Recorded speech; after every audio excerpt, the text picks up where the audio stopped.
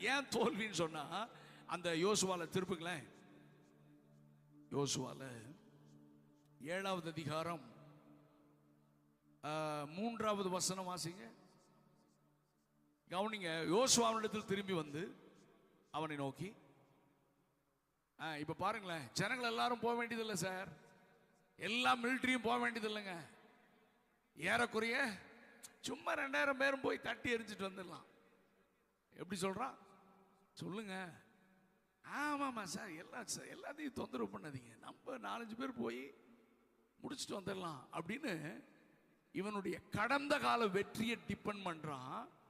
இவனுடைய மசில் பவரும் இவனுடைய அனுபவம் இவனுடைய காரியங்களை டிபெண்ட் பண்ணிட்டு இவன் சொல்றான். ஆனா ஜெயிச்ச உடனே என்ன சாரி, யோசுவா சொல்றது வாசித்துருங்க. 8:7 வாசிங்க. 8:7 வாசிங்க. அப்பொழுது நீங்கள் பதிவிலிருந்து, அது புது யுக்தி ஆண்டு அங்க சொல்லி கொடுக்கிறாரு. பதிவு இருக்கேன், பதிவிலிருந்து எழுப்பி வந்து வேண்டும். அதுதான் முக்கியம். உங்கள் தேவனாகிய கர்த்தர் பலத்தினாலும் அல்ல, கர்த்தருடைய ஆவியினாலே ஆகும். ஒரு அல்லேலூயா சத்தமா சொல்லுங்க. இந்த முதல்ல இவங்களுடைய கடந்த கால வெற்றியும், ஆனா பாஸ்டர் எல்லாரும் வேணாம் பாஸ்டர், கொஞ்சம் பேர் போய் அடிச்சு தூள் கிளப்பிட்டு வந்துடலாம் அப்படின்னு இவன் டிபெண்ட் பண்றான். இவனை டிபெண்ட் பண்றான், அவன் அனுபவத்தை. ஆனா இங்க யோசுவா சொல்றாரு, கர்த்தர் தான் ஒப்பு கொடுக்கணும். யுத்தம் உங்களுடையது, நீங்கள் அமர்ந்திருந்து நானே தேவன் என்பதை அறிந்து கொள்ளுங்கள். தோல்வி, 2வது தோல்வி நம்மை ஆண்டவரோடு நெருங்க வைக்கும்.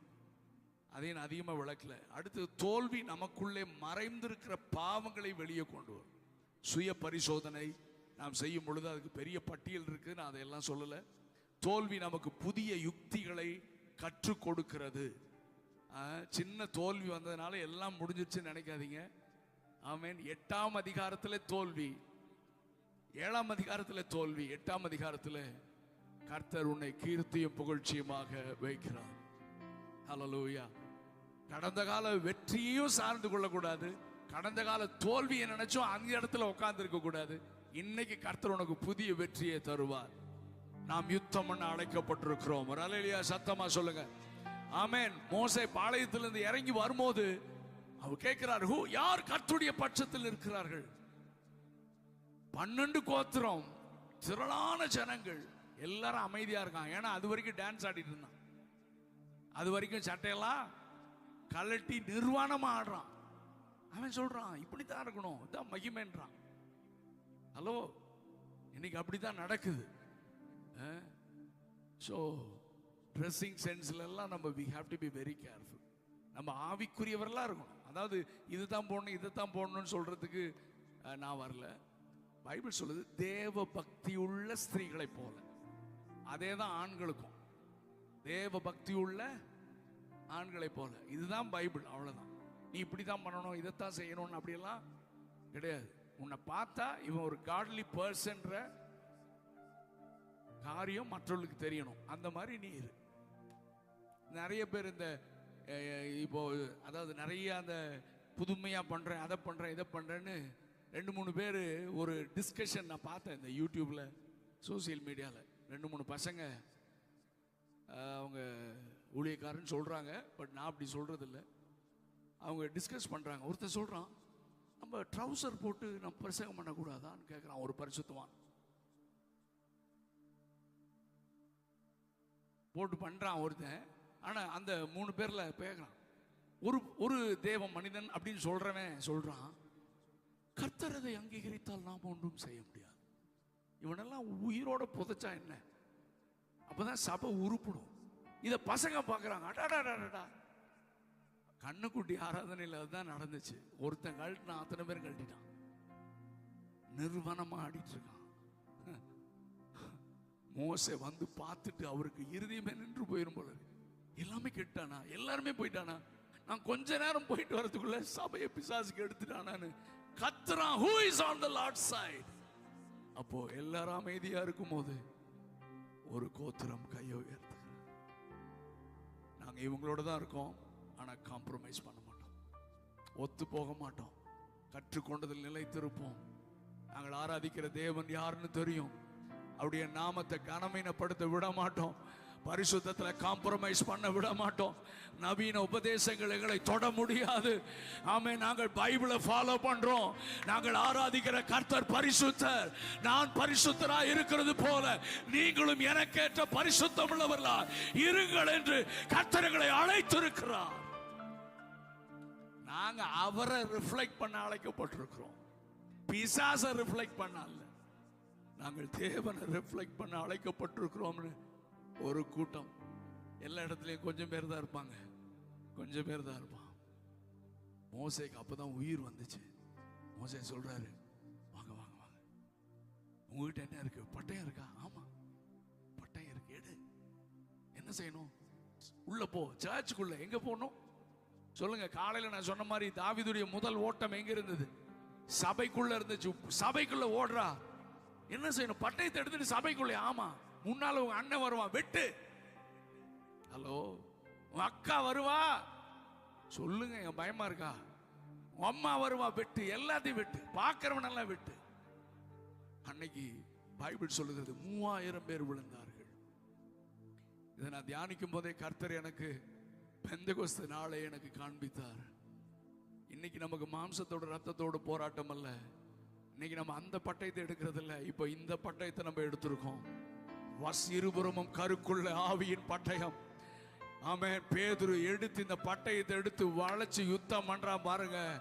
அன்னைக்கு 3000 பேர் ரட்சிக்கப்பட்டார்கள். ஒரு அல்லேலூயா சத்தமா சொல்லுங்க. சாமுவேல் வசனத்தை வச்சு யுத்தம் பண்ண வேண்டிய நேரம் தம்பி. அதற்காக கர்த்தர் ஒரு சில ஆட்களை தேடி வந்திருக்கிறார். ஆமென், ஹல்லேலூயா. கற்றுக்கொண்டதில் நிலைத்திருந்து வசனத்தை வச்சு சத்தியத்திற்காக ஒரு சில ஆட்கள்லாம், நான்லாம் நிறைய பேருக்கு ரொம்ப ட்ரை பண்ணிருந்தேன். ஒன்லி ஜீசஸ்னு ஒரு குரூப் சுத்துவான்.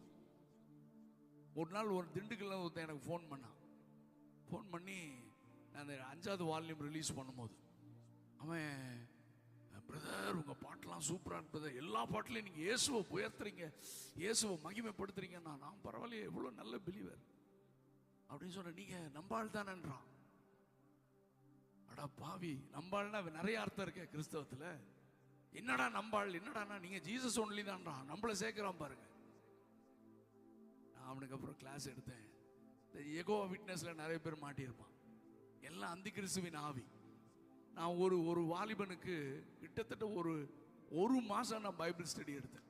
நீங்க நம்பினாலும் சரி நம்பாட்டி சரி, ஒரு மாசம் நான் உட்கார்ந்து பைபிள்ல இருக்கிற வசனம், இந்த திருத்துவத்தை எல்லாம் எடுத்து பேப்பர்ல எழுதி கொண்டு போய் அவனுக்கு கொடுப்பேன். நான் ஒரு மாசம் எல்லாத்தையும் கேட்டுட்டு கடைசியில் அவன் பிரெயின் வாஷ் பண்ணி விட்டதை என்கிட்ட உளர்னான். ஆண்டவர் சொன்னார், இவனை விட்டு விலகிறேன். ஹல்லேலூயா. அந்த மாதிரி ஆட்களோட நம்ம உறவு ஐக்கியம் வச்சுக்கவே பைபிளே சொல்லுது. 2 தூரம் புத்தி சொல்லு, திருந்தலையா கட் பண்ணு, உன் ஆத்மாவை பாதுகாத்துக்கோ. நீ என்னை விட உனக்கு கம்பேஷன் வர வேண்டாம். என்னை விட உனக்கு மனதுருக்கம் வந்துச்சுன்னா நீயும் போய் பாதாளத்தில் உளுந்துருவேன். நானே சொல்றேன், கட் பண்ணிரு, உன் ஆத்மாவை பாதுகாத்துக்கொள். ஹல்லேலூயா. இந்த கடைசி நாட்களிலே கர்த்தர் நமக்கு, நான் மறுபடியும் இந்த ப்ராமிஸ் வேர்டை சொல்றேன், நீங்கள் வெட்கத்தை அனுபவித்த சகல தேசங்களிலும், அது பாவத்தினால் வந்த வெட்கமாக இருக்கலாம், தோல்வியினால் வந்த வெட்கமாக இருக்கலாம், அது எப்படி வேணா வரட்டும், கர்த்தர் உங்களை அதே இடத்துல கீர்த்திய புகழ்ச்சியமாக வைப்பார்.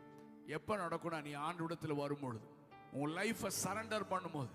பாவத்தை மறைக்கிறவன் வாழ்வடைய மாட்டான், அவைகளை அறிக்கை செய்து விட்டு விடுகிறவனோ அந்த இடத்துக்கு நீ வரணும்.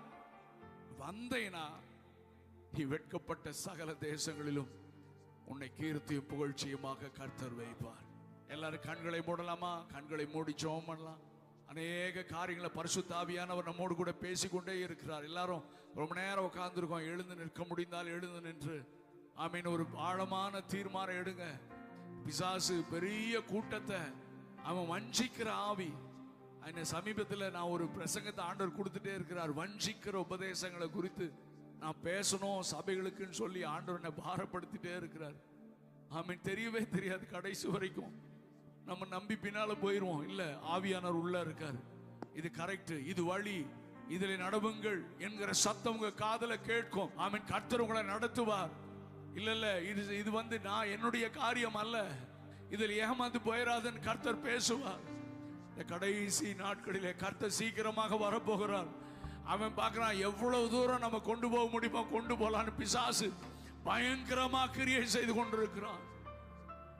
நான்லாம் ஒரு ஆழமான தீர்மானம் எடுத்திருக்கேன். என்னன்னா, கற்றுக்கொண்ட எனக்கு முன்னோர்கள் முற்பிதாக்கள் என்னை நடத்தினவர்கள் எங்களுக்கு கற்றுக் கொடுத்த பாதையில சாகர வரைக்கும் ஓடி முடிக்கணும்னு நான் தீர்மானம் எடுத்திருக்கிறேன். அதில் வானத்திலிருந்து தூதன் வந்தாலும் நம்ப மாட்டேனா, வாய்ப்பே கிடையாது. என் கையில வேதத்தை கர்த்தர் கொடுத்திருக்கிறார். எனக்குள்ள பரிசுத்த ஆவியானவர் இருக்கிறார். சகல சத்தியத்திற்குள்ளும் என்னை நடத்துகிற பரிசுத்த ஆவியானவர். எல்லாரும் கண்களை மூடி, வாலிப தம்பிமா, நீங்க யுத்தம் பண்ணணும் தம்பி, நீங்க யுத்தம் பண்ணணும். நீங்க யுத்தம் பண்ணா ஜெயிக்க முடியும். உங்களுக்கு விரோதமா போராடுகிற ரகசிய பாவங்களுக்கு விரோதமா நீ யுத்தம் பண்ணணும். சும்மா ஒரு நிமிஷம் ஆண்டவரே பாவத்திலிருந்து விடுதலை தாங்கன்னா நீ விடுதலை ஆக முடியாது. நிறைய நாள் ஜோம் பண்ணி திரும்ப திரும்ப விழுந்து எழும்புற, விழுந்துட்டே இருக்கிற. ஆண்டவர் சொல்றாரு, இன்னைக்கு யுத்தம் பண்ணு.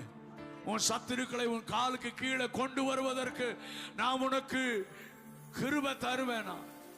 முதல் மனிதனுக்கு கொடுத்தாம செய்யல, அதனால தான் 2ஆம் ஆதாமை அனுப்பி அதை செய்ய வச்சேன். அவருடைய வெற்றி உனக்கும் சொந்தமாக்குவேன். இயேசுவே சொல்றார், நான் ஜெயம் கொண்டமா, நீ ஜெயம் கொள்ளணும். ஆண்டவர் என்ன சொன்னார்? நான் ஜெயிச்சிட்டேன், நீ ஒண்ணுமே செய்ய வேண்டாம் நான் சொன்னாரு. சொல்லுங்க, நான் ஜெயிச்சிட்டேன், நீ சும்மா ஜாலியா இரு சொன்னாரு. நான் ஜெயிச்ச மாதிரி நீ ஜெயிக்கணும்டா. அதுக்கு தான் நான் ஜெயிச்சு காமிச்சேனா. நான் உன்னையும் ஜெய வீரனா மாற்ற விரும்புகிறேன்.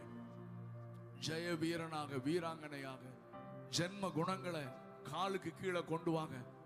என்னை கிறிஸ்துவை விட்டு வழி விலக செய்கிற பாவங்களை ஜெபம் பண்ண விடாம, பரிசுத்த சிந்தையோ இல்லாம தவறான காரியங்கள் எல்லாம் காலுக்கு கீழே கொண்டு வாங்க.